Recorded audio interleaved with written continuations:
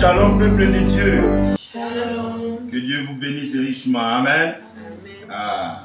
Nous sommes très heureux d'être ici encore une fois pour continuer notre marche avec le Seigneur. Nous allons lire dans Habakkuk au chapitre 2, page 925. Page 925 pour ceux qui ont 8 secondes. Amen.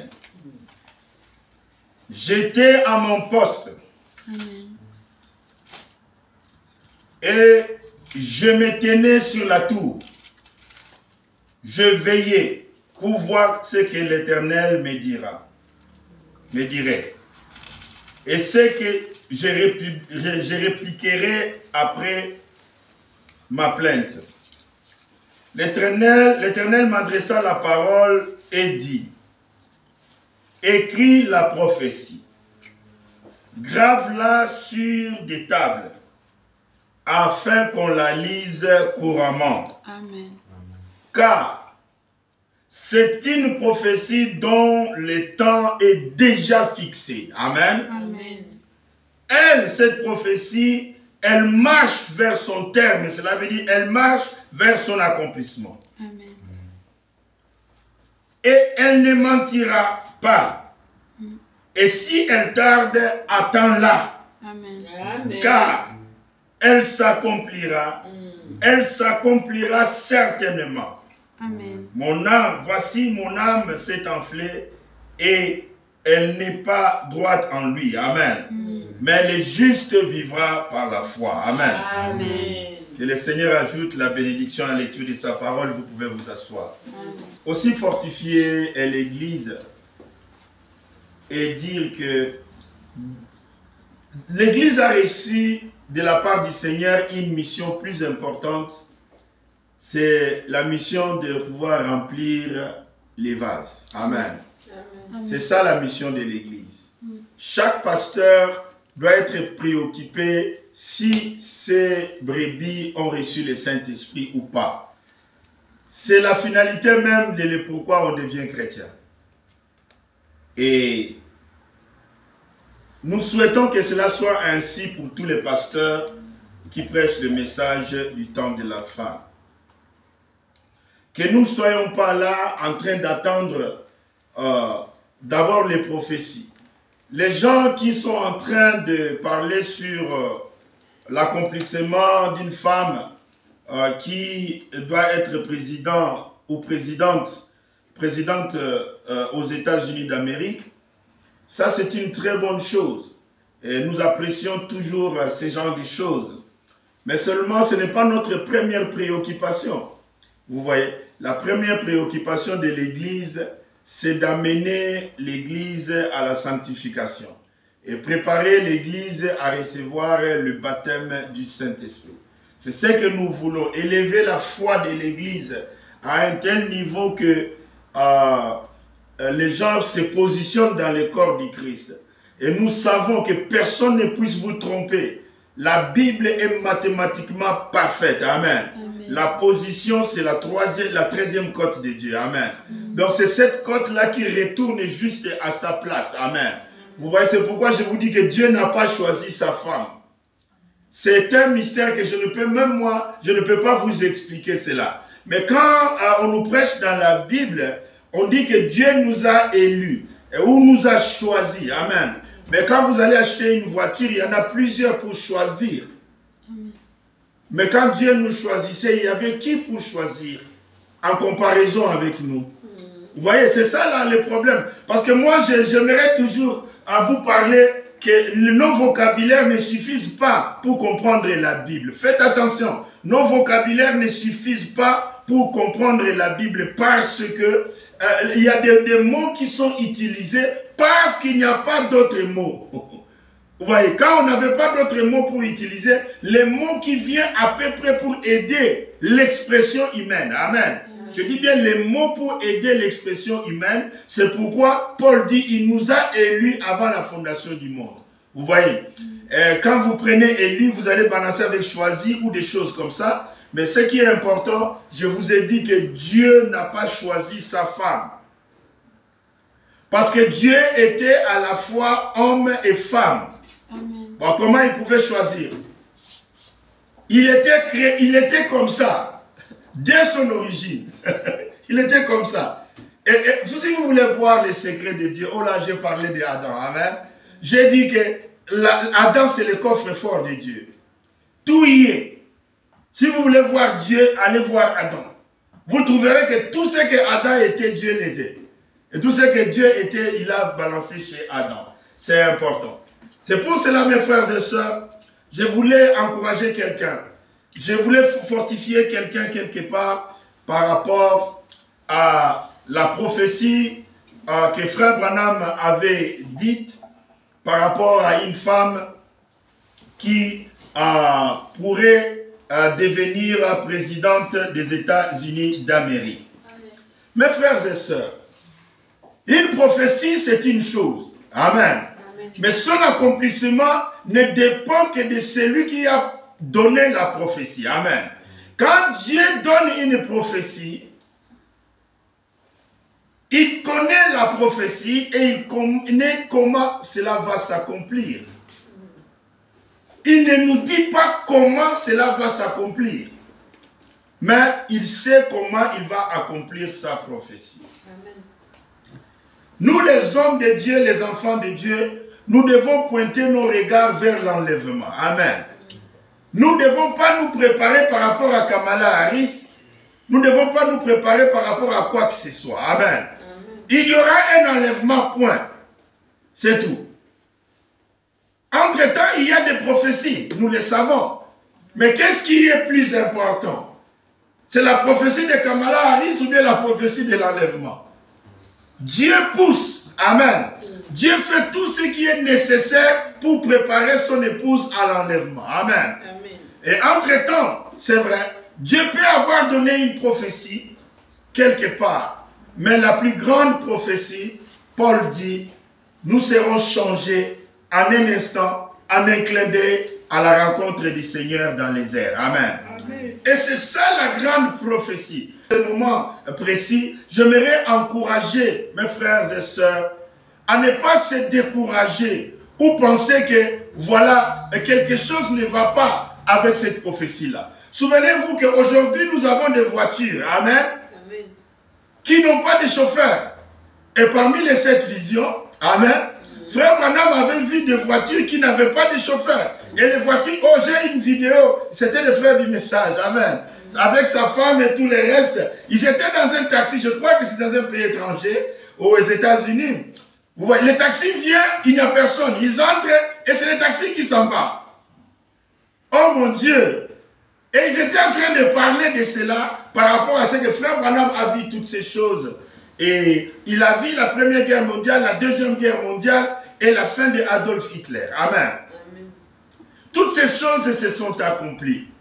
Et la 7e vision, souvenez-vous, la 7e vision, j'aime cela. Écoutez-moi bien. Amen. La 7e vision, cela correspond à Malachie 4. Seul Malachie 4 parle des cendres. Amen. Des cendres. La 7e vision, Frère Branham dit, je me retournais avec. Et les États-Unis étaient en cendres. Souvenez-vous, pourquoi Dieu ne dit pas que le monde est en cendres? Parce que les États-Unis, c'est le soleil couchant. Amen. Les États-Unis, c'est la plus grande nation. Amen. Sur la terre. Et nous savons que c'est la 7e vision. Et quand vous regardez Malachie 4, cela introduit aussi la fin du monde. Amen. Amen. Par rapport à ce que le monde sera en cendres. Amen. Les États-Unis en cendres, etc., etc. Nous sommes dans une période très difficile. Mais ce que j'aimerais dire, mes frères et sœurs, Dieu est au contrôle. Dieu contrôle toute la situation. Vous ne devez jamais vous inquiéter sur une prophétie. Ne vous inquiétez pas sur une prophétie. Beaucoup de problèmes que nous avons, c'est comment et quand la prophétie s'accomplit. La première chose que nous révélons sur Kamala Harris, vous devez tous le savoir, vous pasteurs, vous mes frères dans le ministère. Kamala Harris est la première femme vice-présidente aux États-Unis d'Amérique. Nous sommes tous d'accord. Ça, c'est la première des choses que je rappelle à tout le monde. Amen. Hillary Clinton était ministre des Affaires étrangères. On a eu Madeleine Albright qui était ministre des Affaires étrangères aux États-Unis. Des postes très, très élevés. Amen. Amen. Hillary Clinton a posé sa candidature. Amen. Amen. Contre Donald Trump pour devenir président des États-Unis. Hillary Clinton a échoué. Donald Trump est devenu président. Amen. Et après, nous avons vu, regardez, Frère Branham, quand il a vu la vision d'une femme, vous devez toujours comprendre que cette vision d'une femme, Frère Branham l'a détaillée plusieurs fois dans 2 ou 3 brochures. Là où Frère Branham dit, merci, cette femme-là pourrait être l'Église catholique, Amen. ou pourrait aussi être une femme naturelle. Mais je dis simplement une femme, ça c'était la 6e vision, avant la 7e. Amen. Mais la 7e, ça s'accomplira. Vous voyez? Mais ça s'accomplira la 7e ne peut pas s'accomplir, nous devons déjà partir. Amen. Parce que si les États-Unis seront en cendres, alors Joseph Branham c'est le fils du prophète. Amen. Pourquoi j'ai choisi cet homme-là? Je vais m'arrêter un instant. Nous aimons les enfants du prophète comme nous aimons aussi notre prophète. Amen. Amen. Joseph Branham n'est pas une personne ordinaire. Amen. Je veux simplement dire que c'est une personne très spéciale. Amen. Non seulement parce qu'il est le fils du prophète, mais Joseph Branham en personne comme vous le voyez. D'ailleurs, nous bénissons le Seigneur pour le travail qu'il a effectué sur la voie de Dieu. Hier, je pense que j'étais avec mon épouse, nous avons regardé les frères et sœurs du Pakistan. Amen. Une petite église, je pense qu'ils ont fait 7 ans, je ne sais pas. Vraiment, c'était quelque chose qui m'a beaucoup touché. Amen. Même au Pakistan, le nom de frère Branham est prononcé. Amen. Ah frère, je ne sais pas, j'ai dit à ma femme, j'ai la chair de poule. J'étais ému. J'ai dit Seigneur, du moins ceux-là, envoie le Saint-Esprit, amen, Amen, pour les sceller. Parce que dans tous ces pays musulmans, dans tous ces pays-là où il y a l'hindou et toutes les autres religions, ce n'est pas évident. Amen. Ce n'est pas évident pour que le nom de Jésus soit glorifié là-bas. Amen. Mais nous remercions le Seigneur pour cela. Pourquoi je dis que l'enlèvement doit avoir lieu avant que la 7e vision puisse s'accomplir. Parce que frère Branham dit, tout n'était que décombre aux États-Unis. Et la fumée montait partout. Amen. Cet homme de Joseph Branham, c'est une personne qui est parole parlée.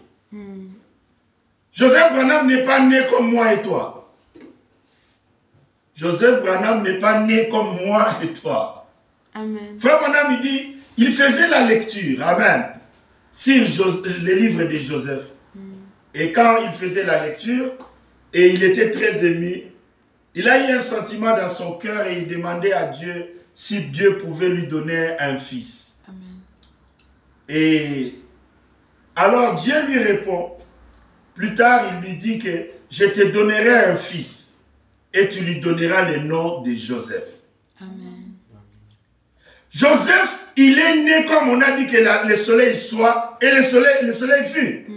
Le même Dieu, vous voyez, qui a prononcé la naissance de Joseph, c'est ce Dieu-là qui a prononcé aussi la naissance du soleil et de la lune. Amen. C'est pourquoi, comme Joseph Branham et les autres élus des États-Unis d'Amérique, je dis bien les autres élus des États-Unis d'Amérique, il ne s'agit pas de Joseph tout seul, il s'agit d'un groupe de frères et sœurs élus qui sont aux États-Unis d'Amérique.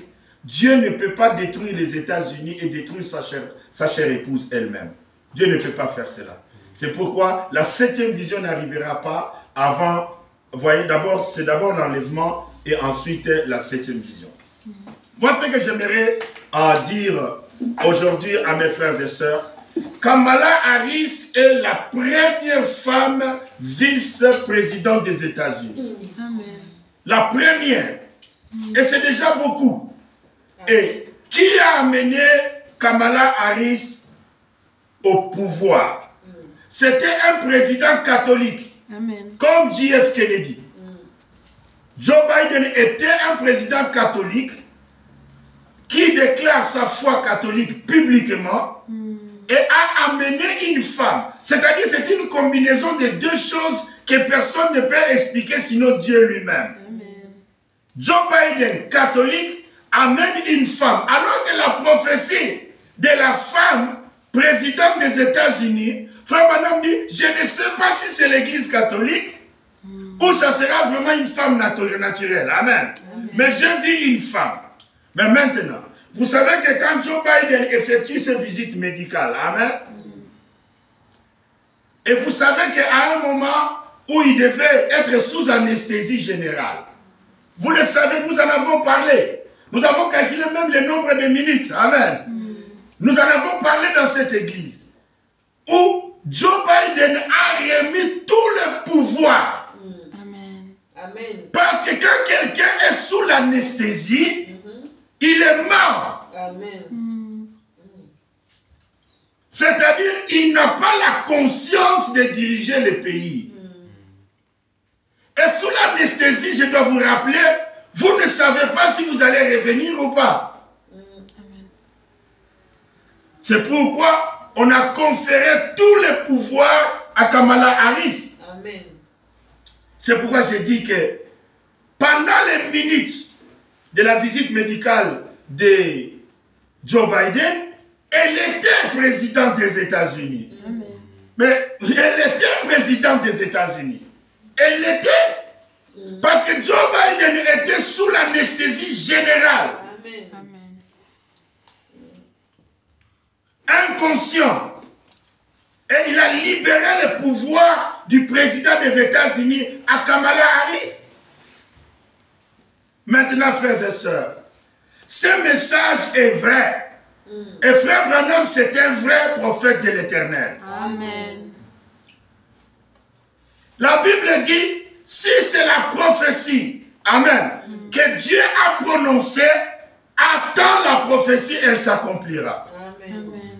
Moi, je vais dire simplement, l'accomplissement de la prophétie n'est pas de notre ressort. C'est du ressort de la personne qui l'a prophétisé, c'est Dieu, et comment il va l'accomplir. Le problème est toujours comment il l'accomplit. C'est là où nous avons des problèmes dans notre manière de suivre Dieu. Mais une chose, j'aimerais dire. Donald Trump fait son dernier mandat. Il ne peut plus se représenter parce qu'il a déjà eu un mandat comme président de la République, président des États-Unis. Donc, j'aimerais dire deux choses pendant 2 ou 3 minutes. Regardez. Pourquoi les gens n'ont pas voté Joe Biden? Pourquoi les gens n'ont pas voté plutôt le parti de Joe Biden, c'est-à-dire Kamala Harris? C'est parce que pendant le mandat de Kamala Harris et Joe Biden, il y a des situations, et vous connaissez tous ces situations-là. La guerre en Ukraine et la situation à Gaza. Moi, j'ai entendu nos frères de l'autre religion que je ne vais pas citer. Amen. Ils ont dit, parce que Kamala Harris et Joe Biden n'ont rien fait, ils ont vu ce qu'ils appellent massacre. Amen. Et ils vont dire qu'ils vont sentir cela pendant les élections. C'est pourquoi beaucoup de ces religions-là, ils ont voté Donald Trump. Écoutez-moi bien. Mais, chaque personne qui prend le pouvoir, écoutez attentivement, chaque personne qui prend le pouvoir dans les domaines politiques ou dans les domaines spirituels, il a devant lui un challenge. Toujours. Toujours. Toujours. Et le challenge ne vous est pas annoncé avant. Est-ce que vous saviez, est-ce qu'il pouvait prophétiser que quand Joe Biden a pris le pouvoir, il y aurait la guerre en Ukraine? Qui pouvait le dire? Personne. Qui pouvait dire que quand Joe Biden est au pouvoir, il y aura des problèmes à Gaza? Personne ne pouvait savoir. Mais tout homme qui prend la politique, ou qui est envoyé dans les domaines spirituels, il a un challenge qu'il ne connaît pas. Amen. Que Dieu ne lui a pas annoncé ce qui arrivera pendant ton mandat. Amen. Dieu ne vous annonce pas cela. Je vais vous dire, quand Jésus a pris le pouvoir, amen, pour annoncer la bonne nouvelle, vous savez qu'est-ce qu'il a rencontré? Il a rencontré la lèpre. Amen. La lèpre était le challenge, c'était incurable. Amen. Et c'était le défi qui était en face de Jésus. Amen. Vous le savez tous. Amen. Mais lui, il guérissait la lèpre. Il a pu guérir la lèpre. Quand Frère Branham a été envoyé dans ces temps, le plus grand challenge, c'était le cancer. Amen. Et l'ange lui a dit, si tu es sincère, amen, même le cancer ne te résistera pas. Amen. Amen. Vous comprenez, dans les domaines spirituels, vous voyez ces deux grands prophètes que j'annonce là, le Seigneur Jésus-Christ avec la lèpre et Frère Branham avec le cancer. Et j'ai montré dans les domaines politiques, Joe Biden a rencontré la guerre en Ukraine, Joe Biden a rencontré la guerre à Gaza là-bas. Mais il ne le savait pas quand il prenait le pouvoir il y a 4 ans. Il ne le savait pas du tout. Il disait dans 2 ans. Je dis pas dans 4 ans, je dis dans 2 ans. Amen. Parce que les équations que Donald Trump doit résoudre, je vous assure, ce sont les équations les plus difficiles. Je dis les plus difficiles que moi, en tant qu'homme, en tant qu'intellectuel, en tant que penseur, chercheur, je ne sais pas comment il va s'en sortir. Je vous l'ai dit.